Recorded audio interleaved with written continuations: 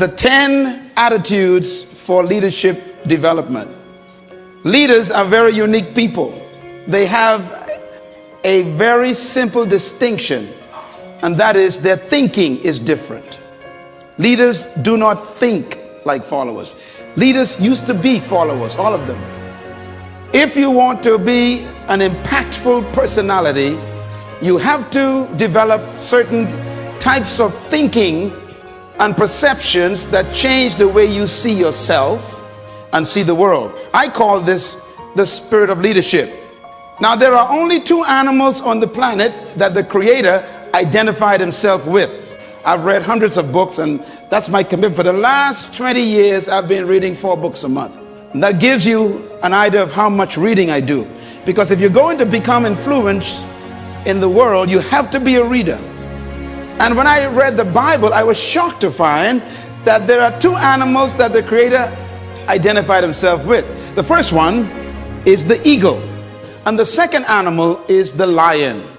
And when I identified those 2 animals as his favorite to identify himself with, I recognized I better study these 2 animals, because if he is the leader of the universe and I want to be a leader on earth, I better find out the nature of these animals and also the attitude of these animals. And I discovered that both of them are the kings of their domain. The eagle is the king of the bird kingdom, and the lion is the king of the animal kingdom. Well, I want to talk about the lion today, even though I can do a session on the eagle, which is very important. But let's talk a little bit about the lion. The lion has what I call the spirit of leadership. And this word spirit here is referring to attitude. A leader has an attitude that makes him or her different from followers. And the lion exhibits that attitude. We have to cultivate the same attitudes that the lion has, because the lion apparently has been given the same attitudes that God himself identifies with, and he put it in these creatures. And apparently you and I are supposed to be the king of the animal kingdom, the rulers of all animals. So obviously we have somewhere trapped on the inside these same potential attitudes. Now, the lion is the king of the jungle, but the lion to me is a great source of encouragement to all of us. Number 1, the lion is not the tallest animal in the jungle. Number 2, the lion is not the largest animal in the jungle. Number 3, the lion is not the heaviest animal in the jungle. Number 4, the lion is not the smartest animal or the most intelligent animal in the jungle. And yet, the lion is the king. You don't need to be intelligent. You don't need to be smart. You don't need to have a certain height. You don't need to have a certain weight. You don't need to have any kind of advantage. And yet you can be the leader. Now, what's the main thing that shocks me about the lion is that the lion is not larger than the giraffe, bigger than the elephant, or heavier than the hippo. He's not as smart as the hyena or the snake. And yet, when he shows up, they all run away. The lion, therefore, cancels all of your excuses for not becoming a leader. What makes the lion so unique? An army of sheep led by a lion will always defeat an army of lions led by a sheep, because leadership can transform cowards into violent warriors. Why would a lion become the king of the jungle when he has all of those limitations? He's not the tallest, not the strongest, not the smartest, not the heaviest, not the most intelligent, but yet he runs things. The lion is the king of the jungle because of one word: attitude. The lion has a different attitude that makes every animal afraid of him. Now, we don't want to lead by fear, but it does take respect for you to become a leader. When I use the word fear in the jungle, we're talking about respect. The elephant respects the lion. The hyenas respect the lion. The giraffes, they respect the lion. What makes these massive animals respect such a small cat? The attitude is the difference. For example, a lion will see an elephant And the thing that comes to his mind, one word: lunch. Now the elephant is 10 times the size of the lion, probably 50 times heavier, and has more power. One stomp of his feet could destroy the lion. But when the lion sees the elephant, he doesn't look at size and weight and strength and power. He looks at lunch. I could eat this thing. And he acts the way he thinks. You see, the size is not the problem. The weight of the elephant is not his concern. What makes him act is the way he thinks. And because he thinks he can eat the elephant, he attacks him. Leadership attitude. Now here's another amazing mystery. The elephant is larger, bigger, stronger, more powerful, heavier, and more intelligent. And yet when the elephant sees the lion, one word comes to mind: eater. The elephant is controlled by the way he thinks. He thinks that he is lunch. Therefore his size, his weight, his power, his might, his authority is a victim of the way he thinks. It doesn't matter how big you are, how intelligent you are, how many degrees you get. It's your mind that keeps you small. And it doesn't matter how small you are, or how unintelligent you may seem to be, or how much you don't have. It's your mind that makes you the leader. Attitude. The difference between a leader and a follower is attitude. Why? Because it is unique attitudes that distinguish leaders from followers. They think differently. And that's because attitudes produce certain behaviors. And those behaviors stretch the leader beyond the limitations of the norm. In other words, it is the thinking of the person that makes them see circumstances differently. How do you think? Write this down. Attitude is a product of belief. This is very important to develop your leadership. Attitude is a product of belief. You cannot have an attitude beyond your belief. So your attitude comes from your belief system. The lion is the king because of what he believes about himself and what he believes about the elephant and the giraffe. He believes that they are lunch, and he believes he can eat them. His belief system controls the whole situation when they meet. I was born in a house on 4 rocks, 2 bedrooms, 11 kids, 1 mother, 1 father. 1 bedroom for my mom and dad, the other for my 7 sisters. And of course the boys had to find somewhere to sleep. I remember sleeping on a mattress on the floor. I remember sleeping one time on a mat, and that sheet never kept the mosquitoes out. All around me was poverty, but we didn't know that because everybody was poor. The only way you know you're poor is when you meet a rich person. And there I was sleeping on the floor. Wonderful family. They loved me. We loved one another. My parents loved us. We loved them. We had a great family, but we didn't have much. And every opportunity was around me to think negative. I was on the other side with alcoholics all over the place. And I remember my mother and father would tell us things to fix our belief system. They would say, you can do anything you want to do, son. And they said that when I was sleeping on the floor. They were working on my belief system. And then they taught us the Bible. Now, I don't know about you and your belief about the Bible made me what I am today. So don't you talk bad about the Bible. And if you don't believe in the Bible, that's okay. I'm doing just fine, believe me.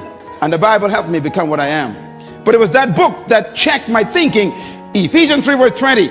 Don't you laugh at the Bible.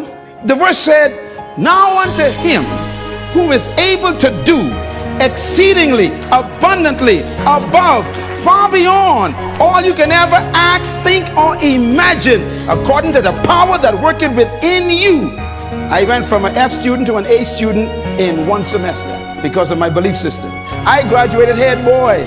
It was my what? Belief system. No one can live beyond the limits of their belief.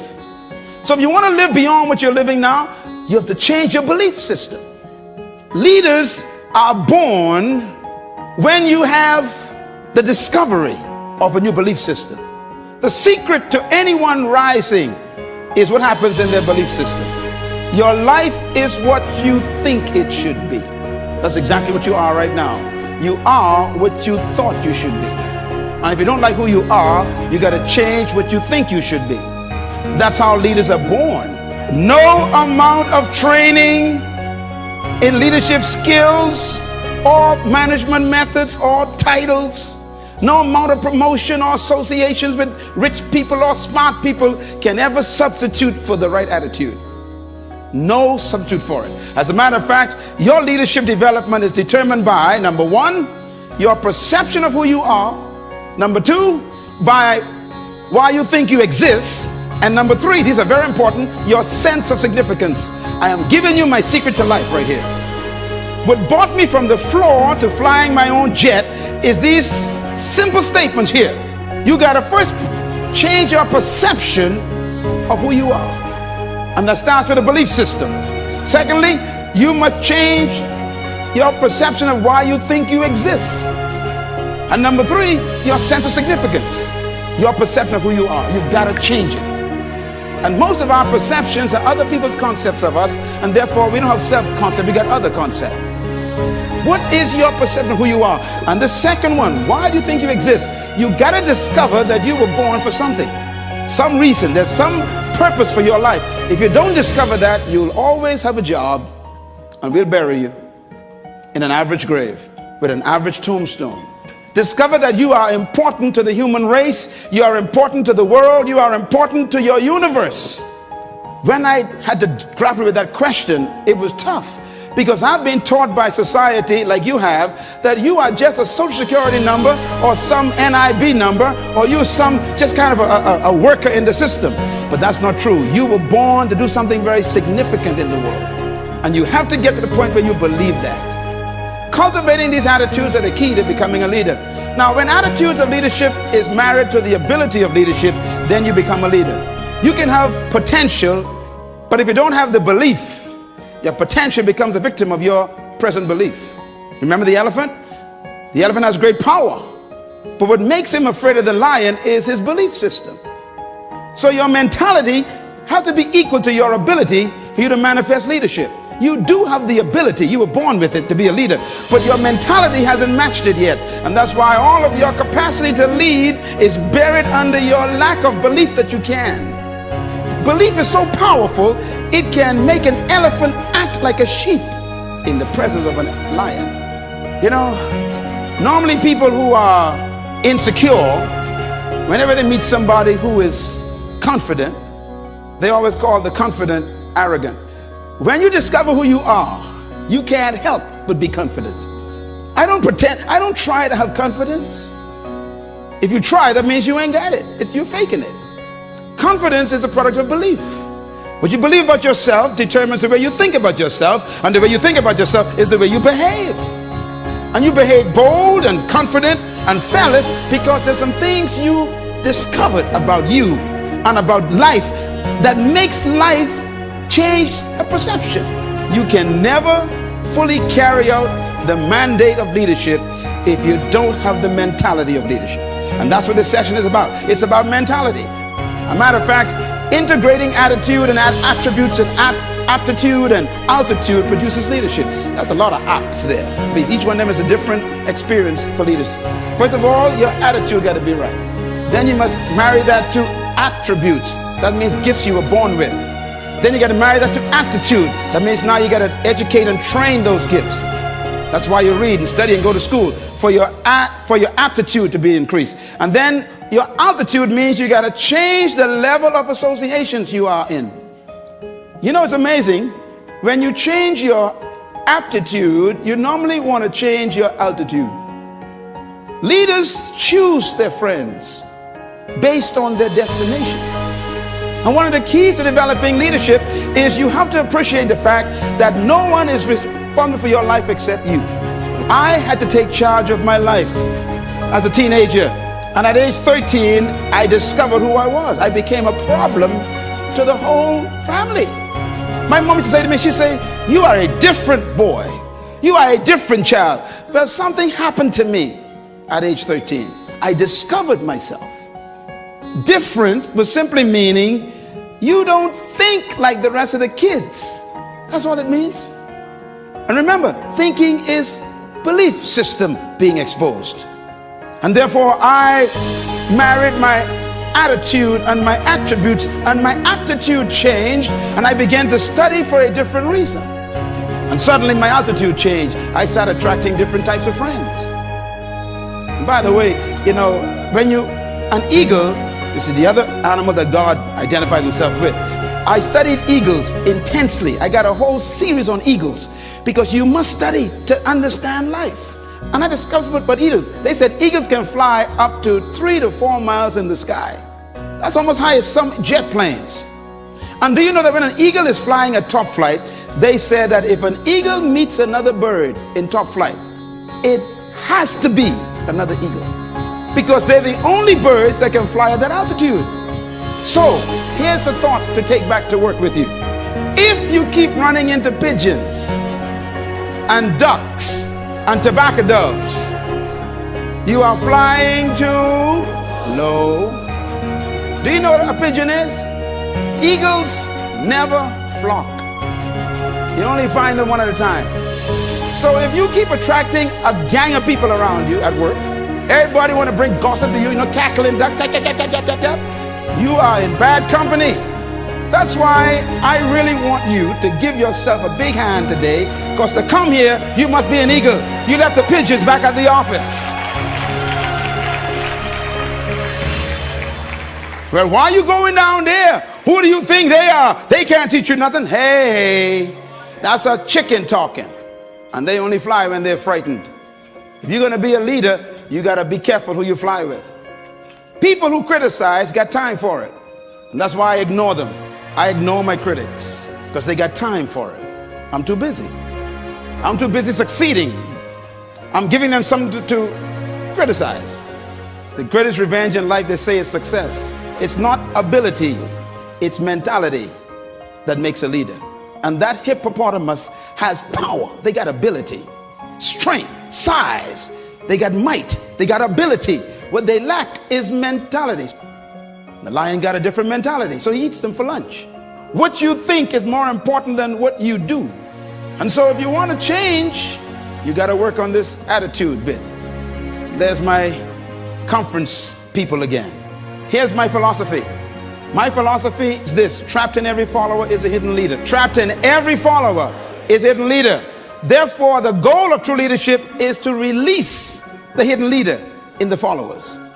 If you are a true leader in your department or in your company supervisory position, if you are a true leader as a pastor or maybe as a manager in some company, your greatest example of leadership is production of leaders.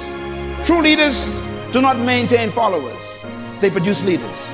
True leadership focuses on producing leaders, not followers. In other words, a true leader begins to train people under their care immediately to take leadership. The capacity to lead is in every human being, and leadership is like a tree trapped in a seed. And every one of you that walked through that door today is a seed that was sent to the planet to produce a tree to serve the world your fruit. That's why you were born. And deep inside of you is a person no one knows yet. And what you've done so far is just initiation process. That's why no one should cancel you yet, because you ain't quite come out yet. Leadership manifestation requires the right environment. You know, a seed can be placed on a windowsill in your tiled bathroom and stay there for 50 years and the tree never come out. Even though the seed has a tree and a forest in it, it is a victim of the environment. If you can just get that seed off that windowsill and put it in soil with a little bit of water, here comes the future. That's the way life is. You are no different from a seed.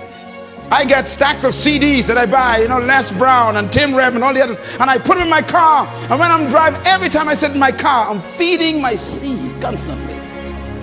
Even the music you listen to, got to be careful. It can be poison to your germination of your seed. The next time someone says they want to get to know you, ask them, are you fertilizer or rock? There are some folks in your life right now who are very toxic. They will pollute your seed. You'll never come out. Have you noticed that people who ain't going nowhere want you to go with them? Folks who ain't doing nothing in life want you to do it with them. This is why you got to break away from your best friends sometime to become better. You outgrow people, so know when to leave.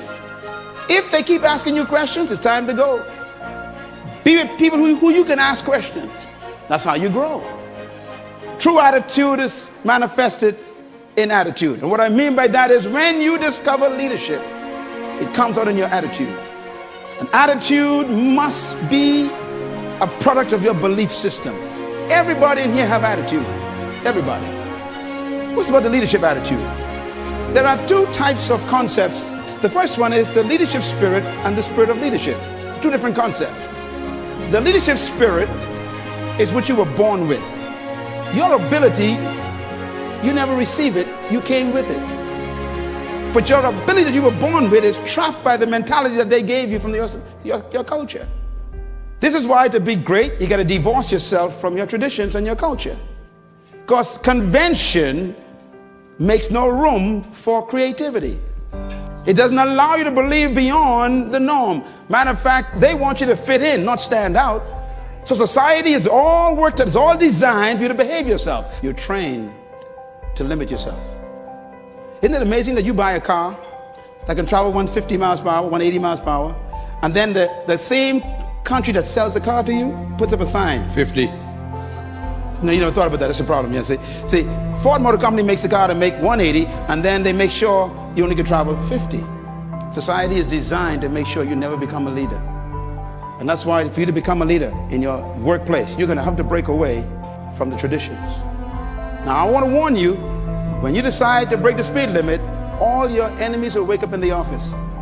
Every critic that you thought was your friend will suddenly come alive, because people don't want you to leave them in their nothingness. You can't lead from behind. That's why sheep are not leaders. They follow the sheep hips in front of them. But when you're out front, ain't no hip to follow. You got to design your course. And that takes boldness and risk. It takes all kinds of challenging commitment to decide where you want to go in life out front. Having the leadership spirit means that you are naturally created to lead, but the mentality is what wakes it up. Some of you in this room look just like that. You are powerful, but they got you in the bush. The social environment is just making you afraid to come out and take what's yours in life. You are the way you see yourself. Do you think you're a grasshopper? The elephant actually thinks it's a meal for a cat. The mindset of a leader is what changes his attitude toward life and himself. The spirit of leadership refers to attitudes, mentality, and mindset. And that's been the key to all great leaders. And sometimes that spirit comes forth under pressure. Many leaders in history are products of circumstances that force them to think differently. That's what makes them emerge as leaders. The spirit of leadership is a mindset. It dictates your motivation. It is revealed in your response to your environment. The spirit of leadership is a perception of yourself and the world. How do you see the world? The spirit of leadership is your convictions that regulate your thoughts about yourself and people. The spirit of leadership is your personal, private philosophy of life.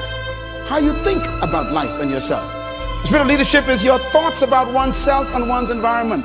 It is your belief system which controls your behavior. The spirit of leadership is the source of your action, which determines the response and how you interpret the world. This is very important. I see the world differently from most people because of my belief system, which becomes my attitude creator. So I don't panic over nothing. I don't panic. Panic is a product of a certain belief system, and therefore it is your mental conditioning. Success keeps the right company all the time. You have to nurture yourself so that you can produce the right attitudes. And nurture means to feed yourself the right information. We are what we think, and we become what we continue to think. You tell your kids, go read the book, go read your homework, and then you watch TV. They're confused. Your kids will value what you value. If you value TV, they're going to hate books. If they watch you always reading books, they're going to turn the TV off, because whatever mom and dad values and mom and dad are doing well, that must be what we should do too. So our kids fell in love with books. My house is full of books. I'm beginning to run out of the house because you become what you think. You cannot rise above the plane of your mental conditioning. So I got to constantly keep feeding my mentality. I have to work on it so I can work up my altitude of mentality. To change your life, you must change your mind. And this is why the heart of leadership is working on the way a person thinks. Here's the most important thing to write down. 7 principles of true leadership. Number one, true leadership is inherent in the human spirit. You have to believe that first. Every human being possesses the capacity to be a leader. Whether they die as a follower is a choice. Number two, true leadership cannot be taught. It must be discovered. Number three, true leadership is self-discovery. And number four, true leadership is serving your gift to the world. Everyone in this room was born with a specific gift. Some of you got two of them. Don't try and develop all of your gifts. Focus on one. Make it your primary gift. And then refine it. And then serve it to the world. It is your gift that makes you valuable. And serving it is your responsibility. And the better you serve your gift, the greater leadership you achieve. So whoever can serve that gift more effectively, they become the greatest in the group. No one came to earth without a gift. The problem is we try to take other people's gifts and make them ours. If you become an imitation, you're going to be broke. You need to find your gift, your strength, your unique power. And you need to take that and say, I'm going to become this. And then serve it to the world. And that's your leadership born that day. We've all been taught to be employed, not deployed.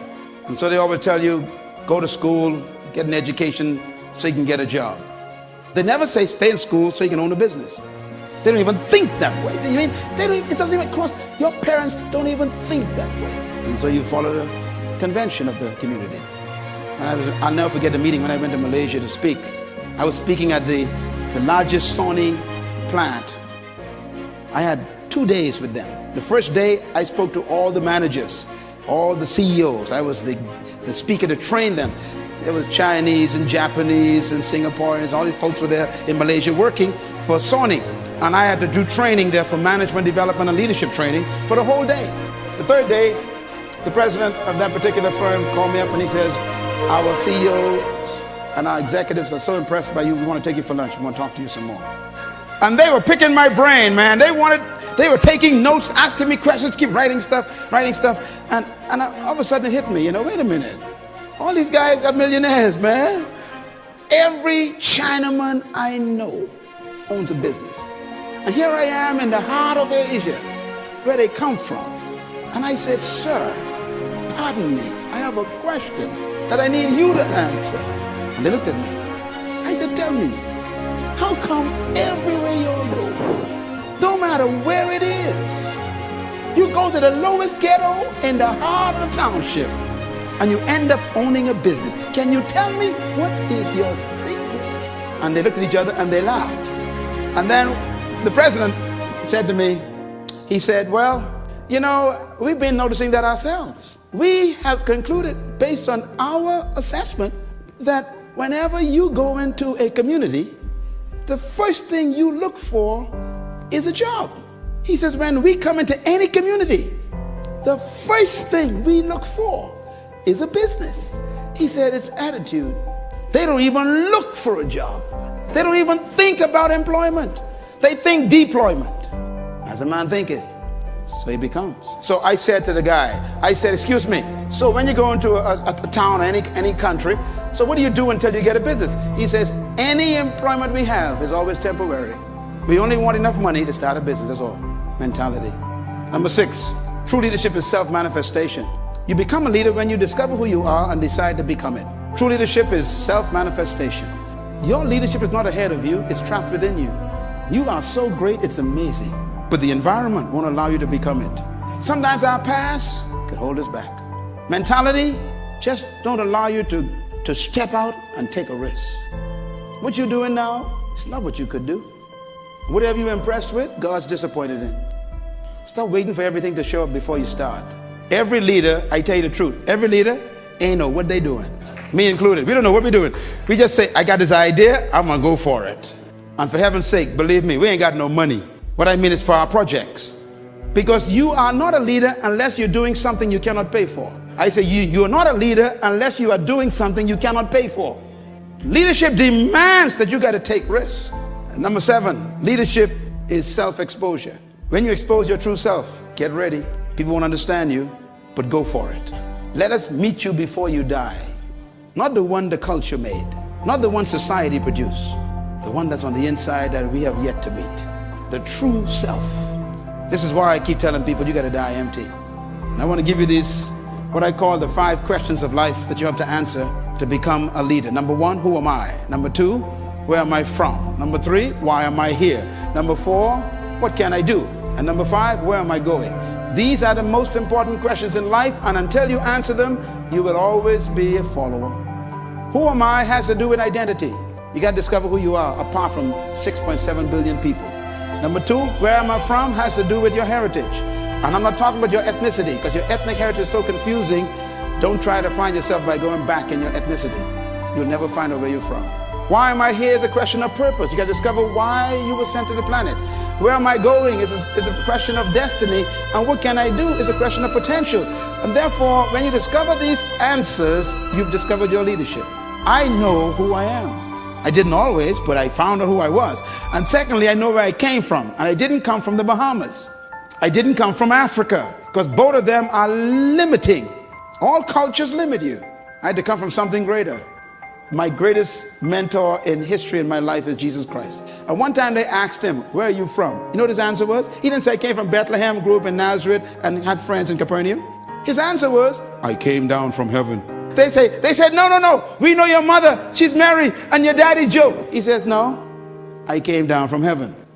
He refused to have his heritage limited to earth, and so am I. Me, I came through Baintown. I didn't come from Baintown. I came through the Bahamas. I didn't come from the Bahamas. Wherever you came from can limit you or give you unlimited thinking. I said the reason why they call Africa Mother Africa is because you never get your heritage from your mother. That's why you carry your father's name.